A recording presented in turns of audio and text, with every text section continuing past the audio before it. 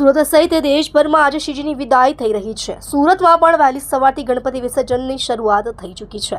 શહેરની 80,000થી વધુ નાની મોટી પ્રતિમાઓનું વિસર્જન થશે। 1 થી 4 ફૂટ સુધીના ગણપતિનું કુલ 21 કૃત્રિમ તળાવ ઉપર વિસર્જન થશે। 5 થી 9 ફૂટ સુધીનું વિસર્જન ડુમસ, હજીરા, મગદલ્લા, ઓવારા ઉપર કરવામાં આવશે। ગણપતિ વિસર્જન દરમિયાન કોઈ અનિચ્છનીય घटना न बने તે માટે ચુસ્ત પોલીસ બંદોબસ્ત ગોઠવી દેવામાં આવ્યો। अपना नाम, आपका परिचय। जैसे मेरा नाम गजल है, मेरी यहाँ पे शादी हुई है, तो जब से हम यहाँ आए थे तो ये लोग यहाँ पे गणपति जी रखते थे।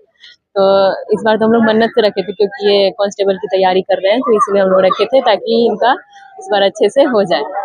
और विसर्जन के लिए यही बोल, अभी आके कर लेंगे तो माहौल थोड़ा शांत है, अच्छे से हो जाएगा। जैसे कि हम लोग अभी कितने अच्छे से आरती किए, अच्छे से बप्पा का विसर्जन हो जाएगा। अगर ज्यादा भीड़ हो जाएगी तो फिर प्रॉब्लम होगा, आरती करने में भी ज्यादा पब्लिक रहेंगे तो दिक्कत होगा अच्छे से पूजा करने में। बस आ वखते एटलुं ज कहेवा मांगु छुं के तमे गणपति माटे जल्दी विसर्जन करी शको तो जेम बने तेम जल्दी करो, केम के अत्यारे ट्राफिक रस्तामां घणुं बधुं अमे जोयुं। आवती वखते घणा बधा लोको आम मोटी मोटी मूर्तिओ छे, नानी मोटी मूर्तिओ छे, घणा बधा ट्राफिको नडशे।